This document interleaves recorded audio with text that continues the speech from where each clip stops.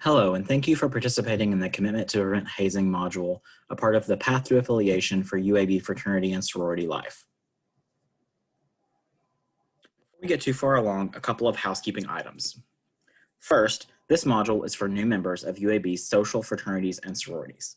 If you are not a new member of UAB's social fraternities and sororities that fall under the UAB FSL umbrella, you may continue watching, but some of the material may not apply to you.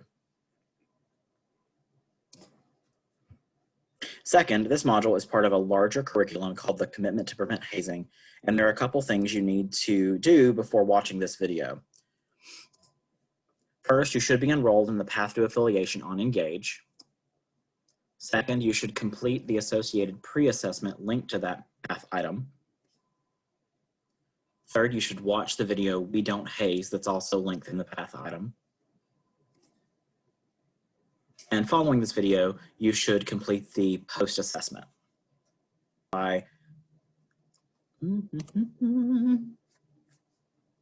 Before planning courses like this, we begin by establishing learning outcomes, the things that we want you to learn from participating. This module has 4 outcomes.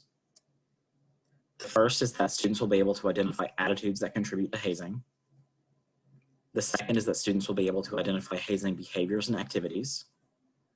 Third is that students will know how to report hazing. And finally, students will be able to identify positive team building activities.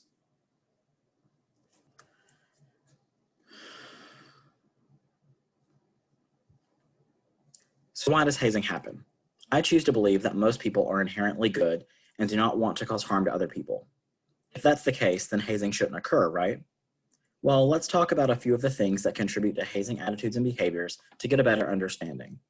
By no means is this a complete list, but rather things that we have seen in communities across the country for quite some time. First is intent versus impact. Like I said, I believe that most people don't want to inherently cause harm to others, but sometimes our intent is not the same as our impact.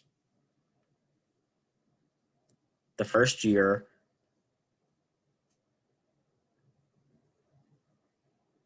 second is the snowball effect. This is when an activity starts out as something positive, but after people add to it over time, it becomes negative. For example, scavenger hunts. These are not permitted by most organizations. One year, it starts out as a game for new members to go around campus to different offices to learn about the resources available to them, and they have to get business cards from the employees in that office. The next year, we have them go off campus to learn some local venues. The next year, we have them go off campus to some local venues to learn about the city. The next year, they have to take pictures doing silly things in those locations. The next year, they have to bring back mementos, i.e. steal things. The next year, they're blindfolded, dropped off somewhere, and have to find their way back. It may sound extreme, but this is how it goes. It started out as something positive, and over time, people added to it, and it became something negative. The third is tradition. The old saying, this is the way it has always been, or this was done to me, so I'm going to do it to someone else. There's this idea that because it has been done before, it's okay, and that's just not the case. The fourth is a lack of focus on values. Although we are all different organizations, we all have similar values, like service, scholarship, and friendship. If we are focusing on these values, then there is no place for hazing in our organizations. The fifth, and this is at the core of so much that we see, is an attitude of disrespect. I have heard both of these sayings before. You have to earn your letters, and respect has to be earned. These attitudes are rooted in an unhealthy power dynamic between members and new members. These attitudes are the basis for a lot of hazing behaviors that we see, and they are very harmful. Fraternity and sorority life at UAB has adopted a values statement for prevention, which states that we will foster a community of care that emphasizes the human dignity of self and others, giving special attention to issues surrounding hazing, interpersonal violence, alcohol and other drugs, discrimination and bias, and mental health. This statement unifies our philosophy that all people, including ourselves, are entitled to be treated with respect and dignity. Hazing, in addition to the other topics listed, cause harm to self and others that we do not tolerate.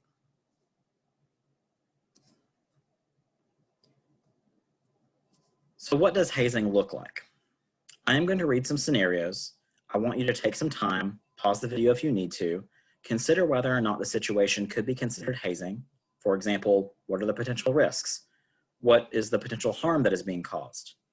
And then continue the video. I will debrief each scenario. Scenario 1. Initiated members require new members to drive them around Birmingham. Take a minute to think about this situation. What did you think? This one is actually pretty straightforward because there are many international organizations that have created policies restricting this exact activity. Making new members drive for the chapter and/or members places them in a risky situation in which they could be in an auto accident, which is a physical and financial liability. There are also serious power dynamics in play with active members requiring new members to perform tasks for them, which is an example of hazing. Scenario 2. A chapter requires new members to wear their pins. Take a minute to think about this one. This one is a little more nuanced. It is pretty common for members and new members to be required to wear pins or badges to meetings. That wouldn't be considered hazing. However, if new members were required to wear their pins at all times, and especially if there was some consequence related to not wearing your pin, that could be considered a hazing activity pretty easily. Scenario 3. A chapter has their new member program going late into the evenings. Take a minute to think about this one. This one is also a little nuanced. What is considered late? For me, 9 is late, but that's probably early to some others. The concern here is with exhaustion and deterring from students' academics. If the meetings are occurring so late that it interferes with students' normal sleep schedules, keeps them from studying, or causes them to miss classes, then it would be considered a hazing.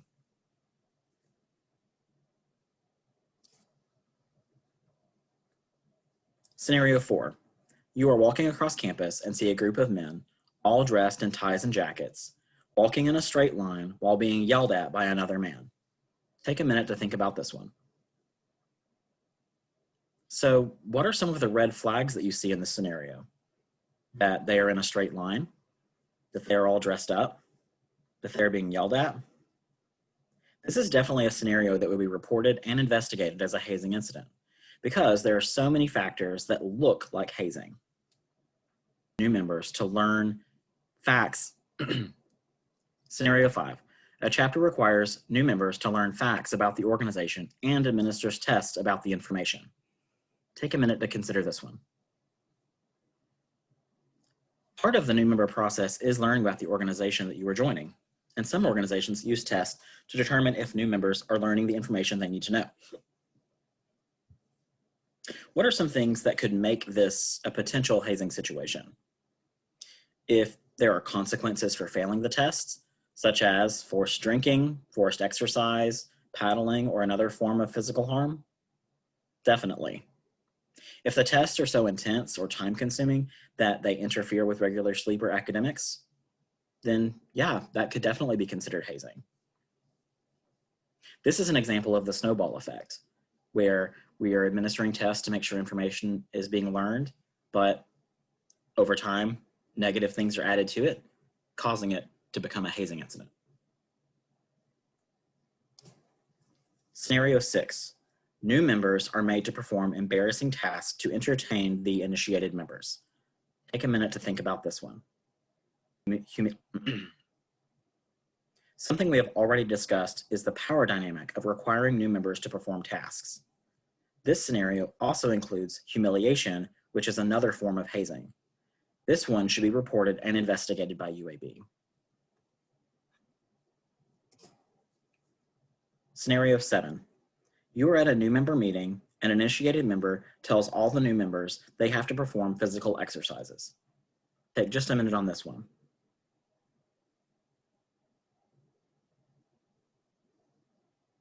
Requiring physical exercise is a form of hazing.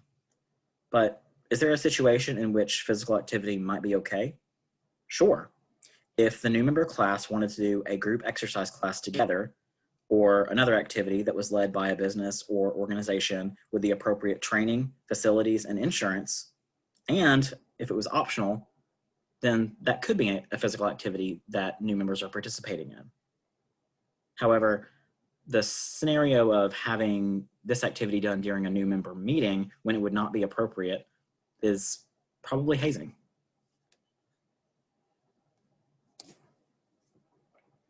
Let's summarize some of this information. You can probably see that there are some gray areas. We typically don't have enough information to say definitively that an activity constitutes hazing. Ultimately, anything that seems questionable, and especially anything that appears to be causing harm to individuals, should be reported to UAB. UAB will investigate and make a determination as to whether or not the incident violates our hazing policies. Next is that perception is reality. If it looks like a duck and quacks like a duck, then it's a duck. If a reasonable person would consider the activity hazing, then it is probably hazing. Consider how something would look from an outside perspective. And last, the individual experience matters. If someone is feeling that they are experiencing hazing, then it doesn't matter if the chapter leadership or members disagree. That new member experienced it. UAB will determine if the activity violates policy, but that person's experience is unchanged. Always consider how those involved could be impacted by the activity. On this slide, you will see how to report hazing if you witness or experience it. There is a tiny URL that you can write down now. You can also access the report from the Fraternity and Sorority Life website. This report goes to the Office of Student Conduct, who will review it and determine what action needs to be taken based on institutional policies and procedures. The important thing for you to know is that you should feel confident in submitting reports even if you are unsure if something is hazing. If there is something you have concerns about, submit a report and let UAB look into it. A report doesn't necessarily mean an investigation will occur or that a chapter will be found responsible for hazing. It just means that something has occurred that UAB needs to look into. Finally, let's discuss some positive team building activities. In the video, We Don't Haze, they described the importance for activities that build community and connection in our organizations. Here are some examples of things that should not be included with positive events. They should not endanger anyone. They should not embarrass anyone. No one should be forced to do things that conflict with their moral or ethical beliefs. And here are some examples of positive events, like get-to-know-you games and icebreakers. You can Google them and literally find thousands online. You can all go to the movies together or maybe go bowling together. You can host a potluck dinner where everyone brings their favorite meal or maybe something that reminds them of their childhood that they want to share with everyone else. These are just a couple of examples. I'm sure you can think of more. Thank you for taking the time to participate in this presentation. Please continue the path to affiliation.